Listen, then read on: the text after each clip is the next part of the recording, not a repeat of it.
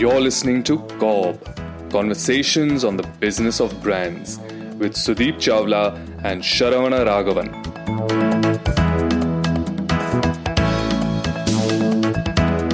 So, Sudeep, we're in the last quarter of the year and people are going in for their performance reviews.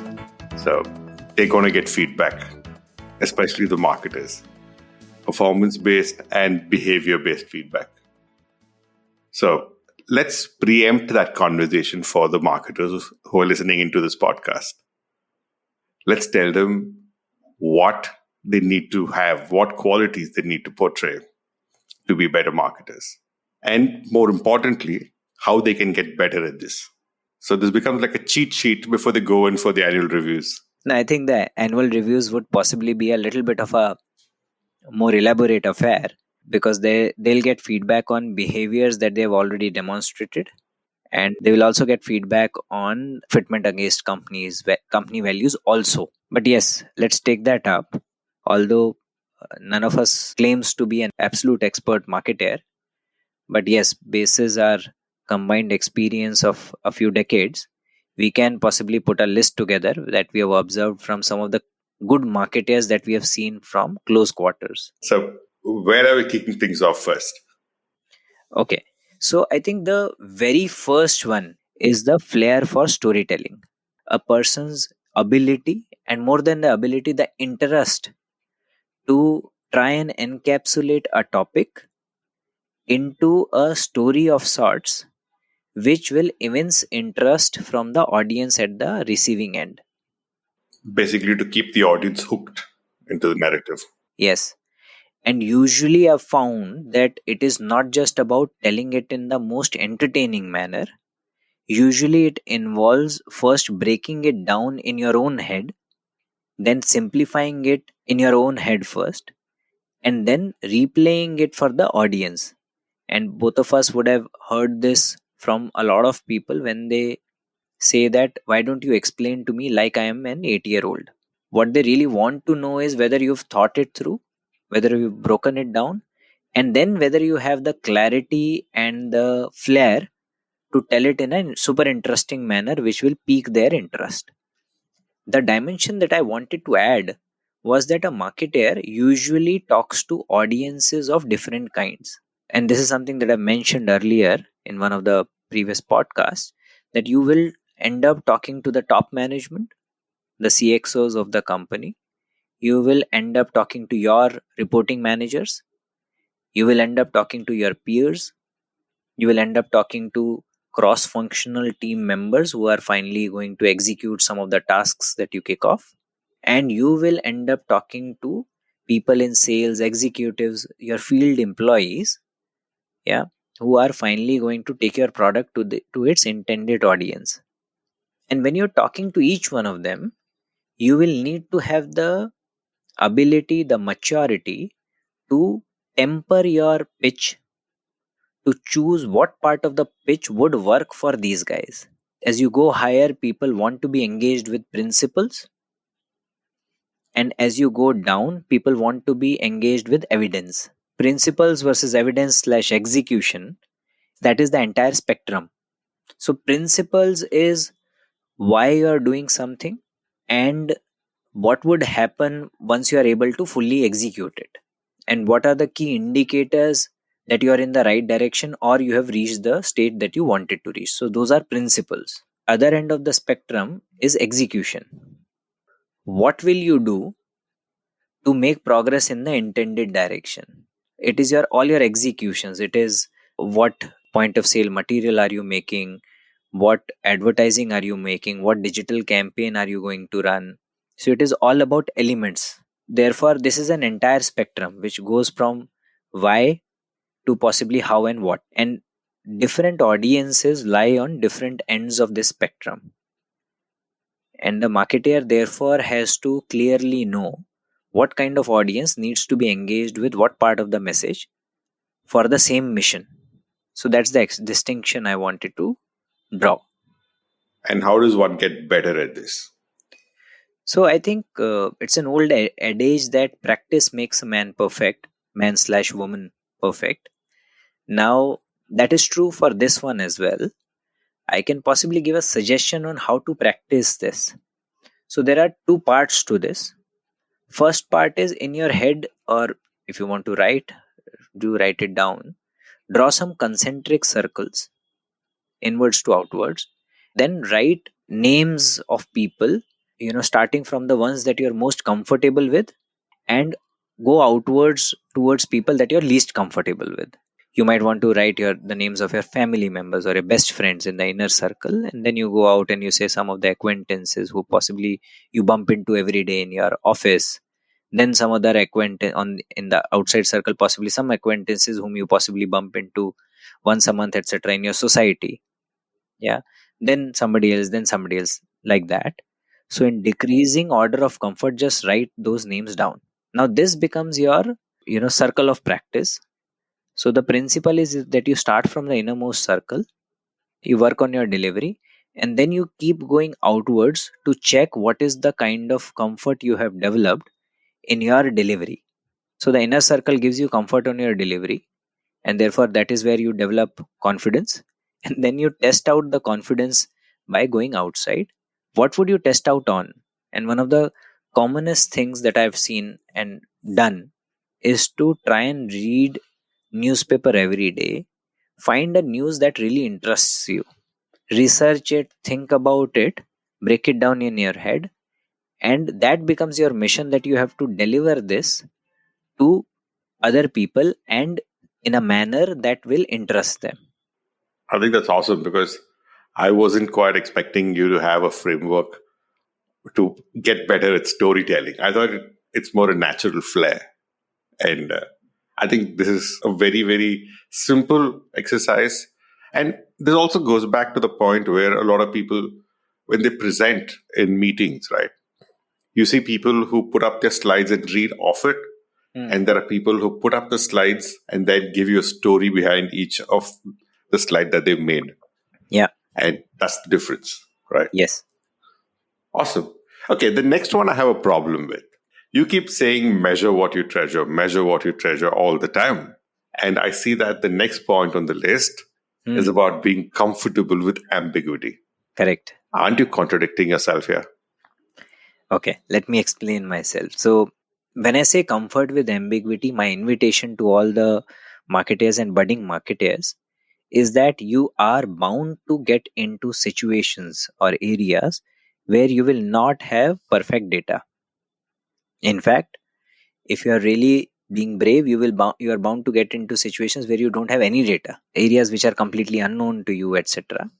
Now, honestly, if you have never been in such situations, I think you are not being brave enough, or you're not challenging the boundaries of yourself as a marketer and your brand. When you step into uncharted territories, you immediately might feel uncomfortable.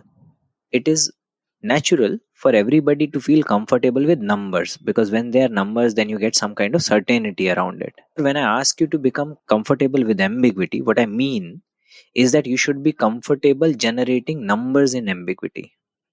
What I mean is that once you get into an uncharted territory, if you're a good marketer, you will find sufficient surrogates, yeah, to arrive at certain data points which will help you navigate that situation or navigate that area. You use those data points to first create sufficient conviction in your heart. Then what you do is you use those data points as well as your own conviction to convince people around you. Every time you do this along with a story, which is where your flair for storytelling comes into play. And every time you see a positive reception at the other end, it keeps strengthening your own conviction. But isn't that a bit of a gray area where you're convincing yourself in something you're not very sure about? So you are not sure about when you entered there, but then you generated some data around it. You thought about it a bit more. You use some surrogates, and then you found some way to possibly give you an estimated measure of where you are going. Got it. So keep getting sure as you progress with it. Correct. Got it. Be comfortable about stepping into ambiguity, because if you're smart enough, you will find surrogates to get data. That data will never be perfect because it is coming from surrogates, but it will give you a very good guidance. And then when you are activating your plans, that is where you start measuring that whether you are moving in the right direction or not. So that is where measure whatever you treasure comes from. Got it.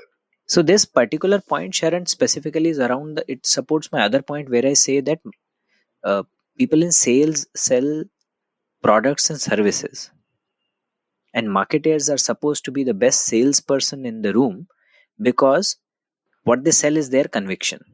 Oh, true. Very true. Yes. And conviction selling is any day different and difficult, more difficult than selling a product or a service. You are actually generating belief.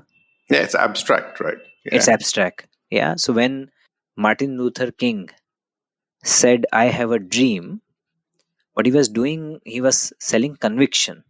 He did not say, I have a plan or I have a product. So therefore, you sell the why, and then people get around it and possibly, buy whatever else you are selling along with it.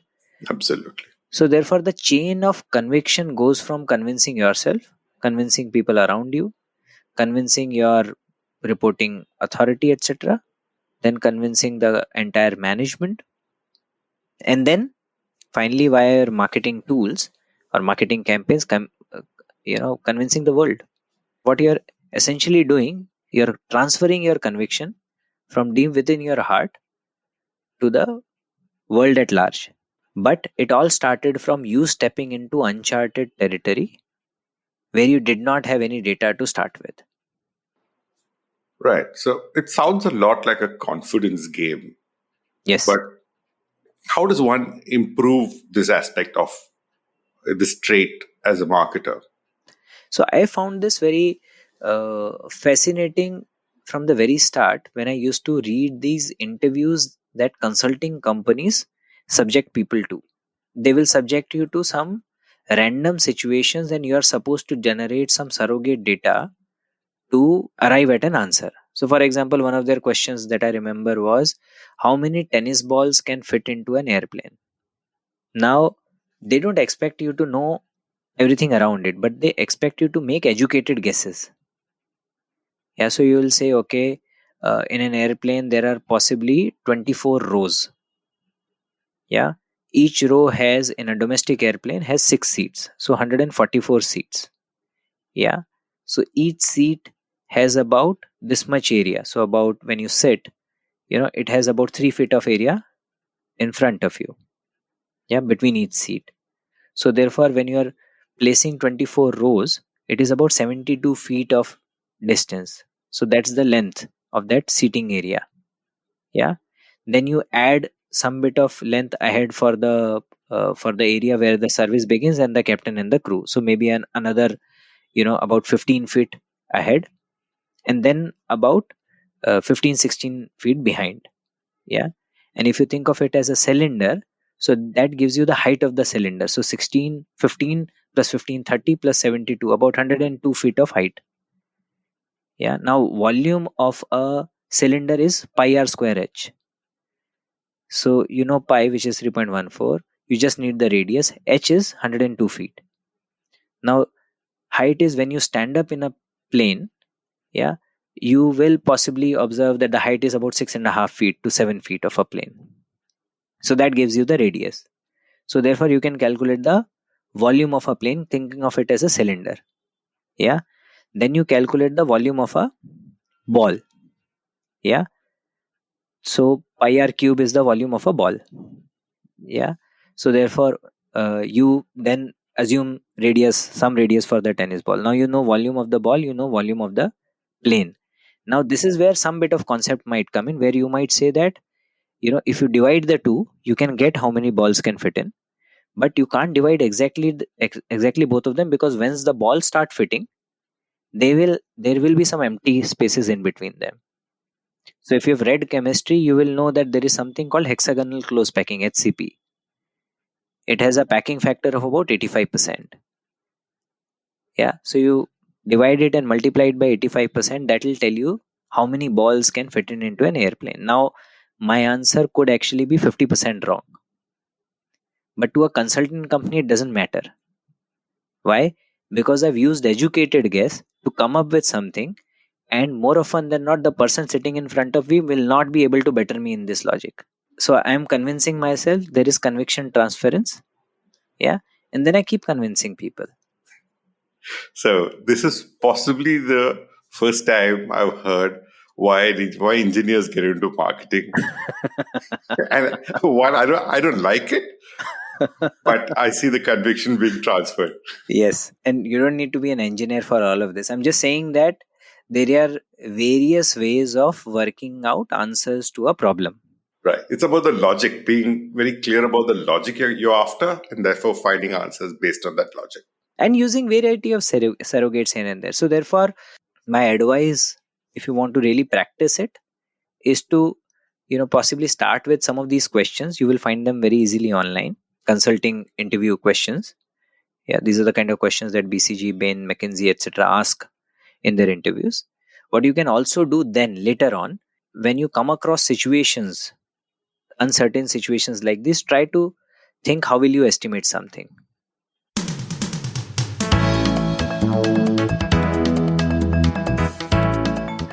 You're listening to COB, Conversations on the Business of Brands.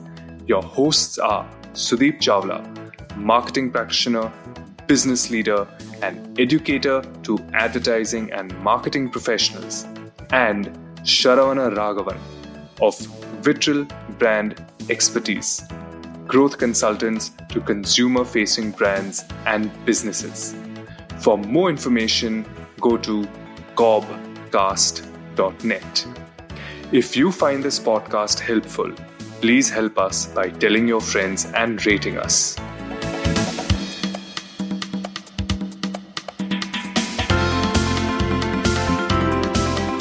So after comfort with ambiguity, the next one is consumer centricity. Right. But isn't that a bit of a banal point? Because isn't all marketing about consumer centricity? It actually is, but I'm keeping it here to drive upon a very very important point. Too often I've seen that when you join a brand new, when you take up a brand, one of the first things that you do is you go to the consumer, understand the brand, understand how your brand consumer behaves or is likely to behave. So you do that. But after spending some bit of time on the brand, I've seen too often a lot of the brand managers become so comfortable that they start believing that they know the brand better than their consumers. And secondly, they also start thinking in a lot of the case that they are the consumers. And that starts becoming dangerous, because then you live in an echo chamber. Then you start predicting, then you start speaking for the consumer, etc. And that is what one has to guard against always. And I think that's actually a marketer's hubris, where they lose the humility Yeah. to think they know who the consumer is, and Yeah. to stay grounded and be connected to what the consumer is doing, saying, thinking. I think that's pretty central. How can one get better at being more consumer centric? I am sure you would remember this.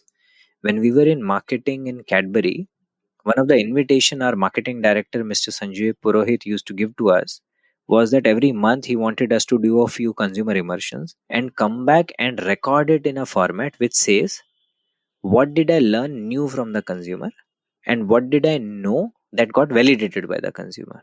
He always used to force you to think about things that you observed new. And therefore, he continuously made sure that we were always learning from the consumer. That's so true. I think that is the simplest way of doing it. And it's helped me in great stead, because Yeah. when you go across different markets, different categories, this culture of visiting the consumers, just understanding their lives, spending time with consumers is actually the gold for most marketers. That's the Yes. only way you discover insights. Correct. So therefore, just force yourself to fill up this box. What did I learn new from the consumer? And you will continue to learn from them. Got it. Okay, Yeah. so the next one is also going back to a previous episode of scaring a marketer. Doesn't curiosity kill the cat? And why will it spare a marketer? Okay. So the next one actually is the marketer should be super curious. Now, Sharon has a genuine question. Why wouldn't curiosity kill the marketer? I would say lack of curiosity certainly will. Too often, marketers will work with a lot of the people who are supposed to either help formulate or help execute the plans that marketers would put together. A lot of these guys are functional experts in their domain, and hence the marketer will not be the ultimate authority on that subject. But the marketer is the owner of the initiative, and therefore he would need to decide on most of those subjects. The marketer needs to be super curious because at the first instance, you will get to hear a lot of technical terms from the functional expert. The marketer would need to ask a lot of hows and whys to really peel the onion and get to the core of why what is being said. That is where you discover the core reason, and core reasons are usually very easy to understand. The fundamentals, right? Yes, And I think this is what Naval Ravikant, the person you also quote often, he speaks about saying, learn the fundamentals of any subject and you will never be in doubt. And correct, you'll be able to understand even the most complex aspects of the subjects. correct, exactly. The word that I use for this is intellectual humility. This is something which is used very widely at my current organization, where the belief very clearly is no matter how expert you are, there is always more to know than what you know. Brilliant. I think that's a brilliant way of putting it. So I think this is something which is going to help you in your storytelling also. The whole practice of understanding something and asking a lot of why question to discover the root of it. When you're doing this in isolation, read any complex subject, anything, in a newspaper or a book, and then think of Google as your partner. Write all the why questions that come to your head and keep peeling the onion. Usually it is said that after you've asked 5 whys is when you face truth and nothing but the truth. The other way is to do it with in conjunction with somebody where, whenever you hear something, show genuine interest and then ask a lot of why questions. You will start understanding, you will get to the basics very soon. That's an easy sounding exercise, but I'm sure the why questions will not be so easy. They won't be, you will need to practice them, but Right. this is something that you could do in very simple, very easy situations. Right. Awesome. And the next point makes me very happy now because after all the talk of humility as a marketer, you finally acknowledge that marketers are the kings. Yes. So the fifth quality that I wanted to speak about is being a king without the crown. Whether we like it or not, marketers are going to lead a lot of projects. Most of those projects hopefully will lead the organizations into new uncharted territories and hopefully help them break new barriers. When the organization wants to get there, organization would need to formulate and execute. All of this is done via people who are, as I said, functional experts in their area. Your packaging experts, R&D experts, market insights experts, sales experts, production experts, manufacturing experts, logistics experts, sourcing experts, procurement experts, etc. And most of them don't report to you. They don't even have the same KRAs. So therefore you might think of yourself as a king because you're leading the project, but you don't have any crown on your head. Yeah, and your stakeholders could even be senior to you within the organization. More often than not, they are more senior to you, yeah, by experience and a lot of the times by rank also. What will determine your success is your ability to get work done from them, especially when they are not reporting to you. That's amazing. So how does one do it though? This is where all the other four come to your rescue. First, you use your flair for storytelling to make sure that everybody understands why we are doing this, why is it important for the company, etc. Then you transfer conviction via some amount of data, etc., that you've gone with. Yeah. You also make sure that they are fully convinced that this is a opportunity worth investing into and the consumer really needs this. So therefore you have to demonstrate sufficient consumer centricity and consumer understanding. Yeah. You also have to show genuine interest in what they have to say about the opportunity, such that you are able to understand the core basic and include their point of view in framing your final offering or the proposition. Last but not the least, you would have to use a little bit of a psychology principle and recognize the fact that every professional in the company is looking for some amount of sunshine, for an opportunity to shine. If you look like somebody whose project would help them get some shine on themselves, they would want to contribute, regardless of whether it is a part of their KRA or not. But not all projects or not all systems will have the ability to get the company's leadership attention, right? Yeah, they won't. This is where the marketeer's ability comes to the fore. A good marketeer will be able to convince everybody that my project is the most important project that this organization has ever done.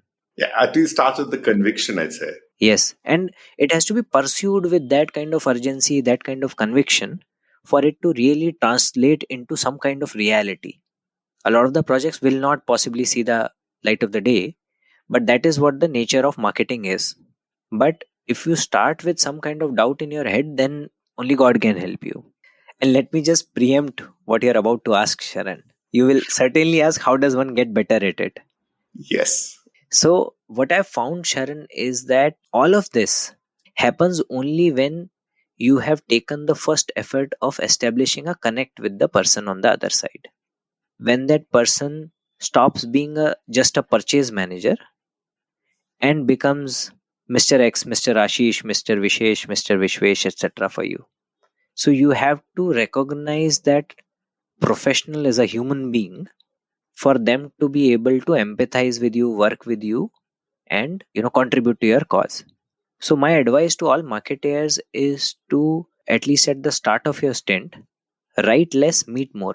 I've seen enough world wars started over email in corporate cultures. Yes. Correct. So don't write emails listed to 16 people, out of which 8 are in CC, and those are the bosses, and you're trying to get their subordinates to work, because that's not going to work in the long run. If you want your work to get done, go meet those 8 subordinates. They also want to be treated with equivalent amount of respect, if not more.